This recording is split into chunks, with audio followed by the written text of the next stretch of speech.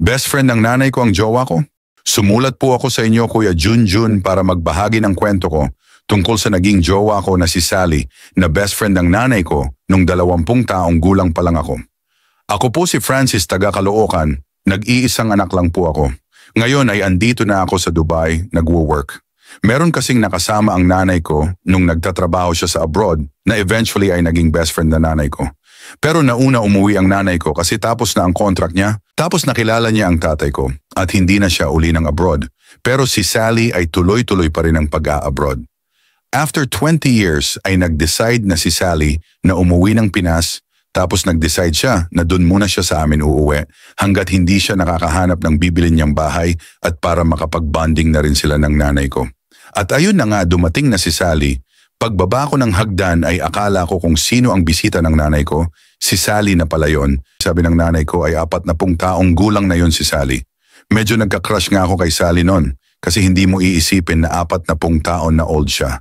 Tapos sinabi ng nanay ko na doon muna siya sa bahay magstay at yung katabing kwarto ko na lang ang gagamitin ni Sally. Hindi ko namamalayan na nagkakatitigan na kami ni Sally. Dumaan ng ilang araw ay madalas naiiwan kami ni Sally sa bahay. At doon kami nag-umpisa mag-usap, sabi niya. Baka pwede samahan ko siya sa mall, may bibilin lang. Wala naman ako lakad, sabi ko sige. Kinahapunan ay umalis na kami ng bahay at nag-ikot-ikot sa mall. Pero nagulat ako sa pagkakakapit sa akin ni Sally na akala mo ay magjowa kami. Siyempre ako ay patay, mali siya lang, hanggang sa niyaya niya ako na mag-inom daw kami kasi nasa tamang edad na naman ako. Diretso kami sa bar at marami din kami na inom na akala mo ay walang bukas hanggang tinamaan na kami pareho. At napapansin kong iba na ang pagiging clingy sa akin ni Sally pero hinayaan ko na lang. Nung talagang malakas na ang tama namin ay nag-decide na kami umuwi pero sabi ni Sally, ay okay lang ba na wag muna kami umuwi? Sabi ko lasing na tayo, saan ba tayo pupunta? Magpahinga muna tayo saglit, hindi niya na daw kaya. Sabi ko saan nga kami pupunta? Sabi niya ay, kumuha na lang muna kami ng kwarto. Medyo nagulat ako at bigla na lang madami nang naglaro sa isip ko. Hindi ko akalain na mangyayari sa akin ang ganon. Tapos ang hot pa ng kasama ko. Agad akong naghanap ng taxi at nagpahatid kami sa pinakamalapit na motel. Nung nasa loob na kami ay naupo lang ako sa kama at si Sally ay dumiretso na sa banyo. Ang akala ko ay susuka lang siya, yun pala ay nag-shower na. After mga 10 minuto ay tinawag niya ako para ipaabot yung tuwalya. Nung iaabot ko na ang tuwalya ay hinila niya na ako paloob ng CR. At doon ay wala na ako nagawa, sinabayan ko na lang siya sa trip niya at saka sa isip ko ay baka hindi na maulit yung ganong pangyayari. Hanggang sa may nangyari na sa amin at halatang sabik sa lalaki si Sally. Parang sa akin niya nilabas ang lahat ng init niya at nakailang rounds din kami.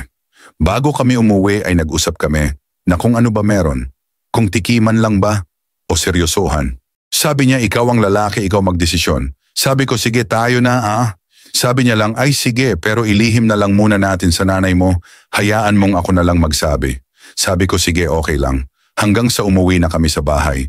Kinabukasan ay parang walang nangyari.